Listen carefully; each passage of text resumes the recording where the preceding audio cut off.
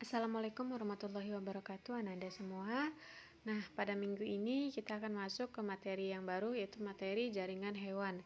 Tujuan pembelajaran yang harus Ananda capai yaitu mengidentifikasi jaringan-jaringan pada hewan, menjelaskan ciri dan fungsi dari jaringan epitel, menganalisis keterkaitan struktur, letak, dan fungsi dari jaringan epitel berdasarkan bentuk dan jumlah lapisan selnya. Kemudian menjelaskan komponen penyusun jaringan ikat, menjelaskan fungsi dari jaringan ikat, mengaitkan struktur dan letak berbagai jenis jaringan ikat beserta fungsinya, membedakan struktur, letak, dan serta fungsi tiga jaringan otot. Kemudian mengaitkan struktur dan fungsi sel penyusun jaringan syaraf. Yang terakhir itu menjelaskan kelainan-kelainan atau penyakit pada jaringan hewan. Nah, sebelumnya kita harus tahu apa itu pengertian dari jaringan hewan.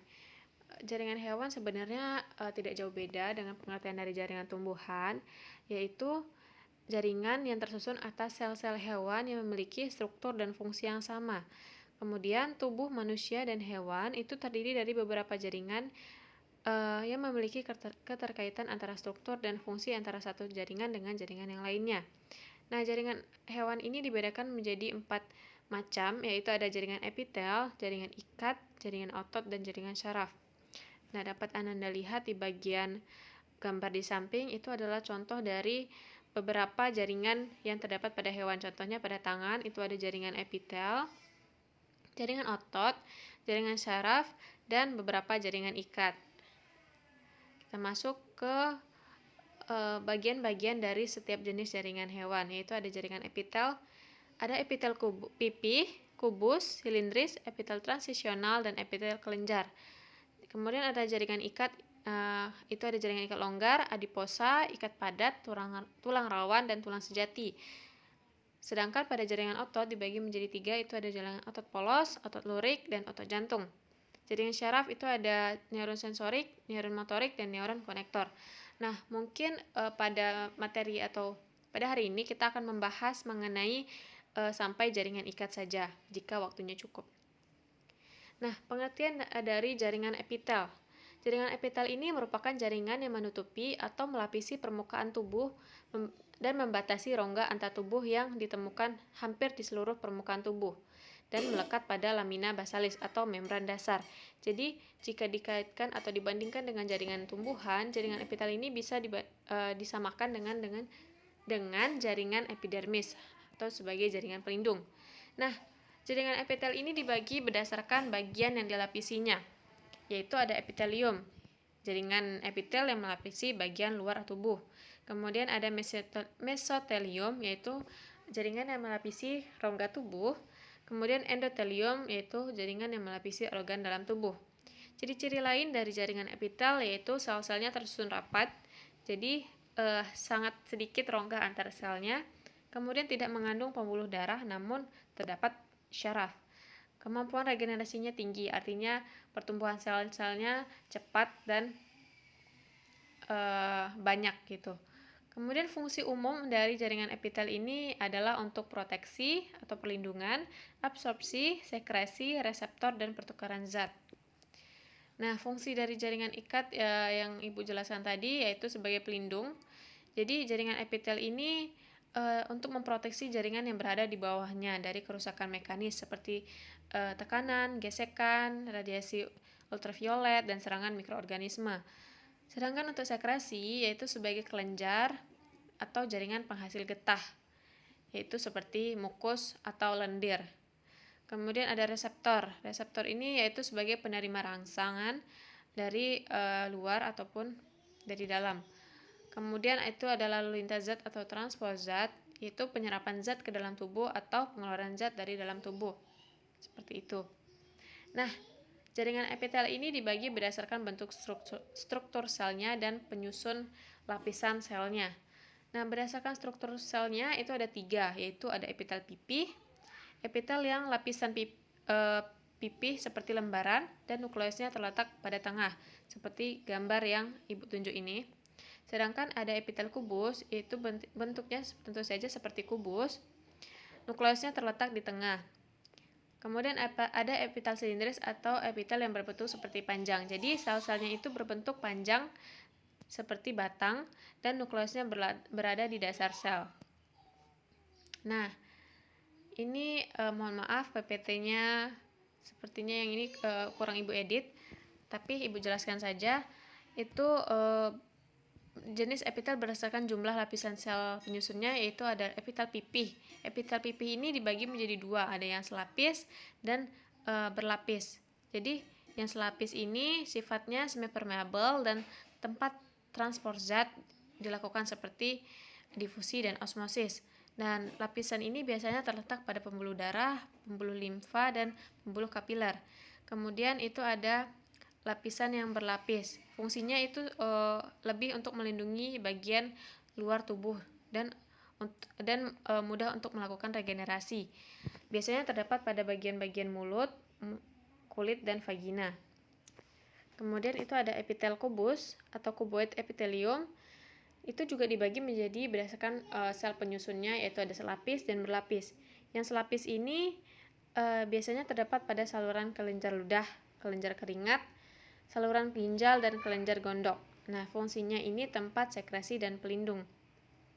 Dapat Anda lihat, ini adalah gambar dari epitel kubus lapis. Jadi sel-selnya hanya selapis saja, dan ini adalah gambar dari preparat yang diamati melalui mikroskop. Gitu. Jika Anda lihat, jika misalnya kita tidak online, mungkin saja kita bisa lihat preparat melalui praktikum. Tapi karena keadaan sekarang, maka Ibu tunjukkan saja gambarnya. Kemudian ada epitel kubus berlapis. Epitel kubus berlapis ini merupakan epitel penyusun kelenjar. Fungsi utamanya itu adalah absorpsi dan sekresi dan melindungi dari gesekan. Contohnya ovarium, testis, kelenjar keringat, kelenjar ludah, dan kelenjar kulit. Jadi epitel kubus berlapis ini bentuknya kubus tetapi tersusun berlapis sel-selnya seperti yang dapat Anda lihat di sini. Ini contoh dari epitel yang terdapat pada kulit, dan ini adalah contoh preparat dari epitel kubus yang diamati melalui mikroskop. Nah, kemudian itu ada epitel silindris. Epitel silindris ini dibagi juga berdasarkan lapisan penyusun selnya, yaitu ada selapis dan berlapis. Yang selapis ini biasanya melapisi seluruh saluran pencernaan yang diselingi oleh sel goblet. Ini sel goblet yang fungsi sel goblet ini itu untuk menghasilkan mukus atau lendir. Fungsinya untuk melindungi dari asam lambung dan untuk mencerna makanan. Jadi biasanya silindris selapis ini biasanya terdapat di saluran pencernaan. Contohnya pada lambung dan usus halus. Kemudian ada juga terdapat pada uterus dan ductus efferens pada pria. Nah, yang silindris berlapis ini, jadi dia sel-selnya tersusun berlapis silindris, dan di bawahnya juga terdapat sel-sel lagi. Jadi bentuknya bertumpuk-tumpuk seperti lapisan. Jadi biasanya terdapat pada organ tubuh seperti bagian mata, kemudian faring, laring, trakea, uretra, dan kelenjar ludah. Fungsinya itu tempat sekresi, yakni itu penghasil mukus dan pelindung. Jadi juga terdapat sel goblet di dalamnya.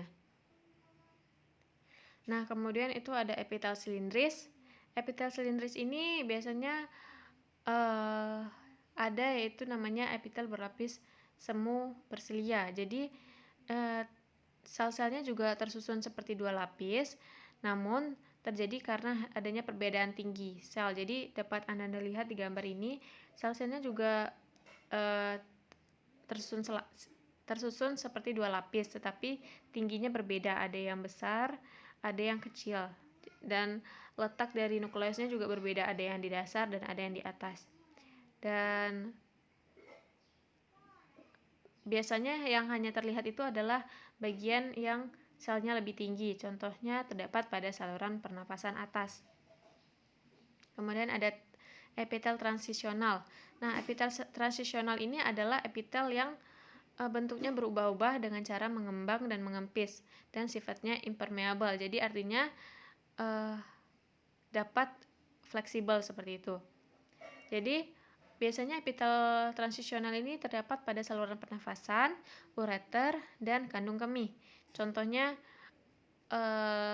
contoh dari keadaan sel tersebut mengembang dan mengempis yaitu pada saat kandung kemih berisi urin.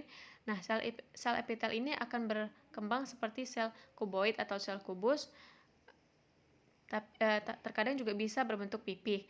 Nah, namun apabila kandung kemih tidak terisi, maka epitel transisional ini kembali ke bentuk semulanya, seperti itu. Jadi dia bentuknya bisa fleksibel, bisa mengembang dan mengempis sesuai dengan fungsi yang dilakukannya.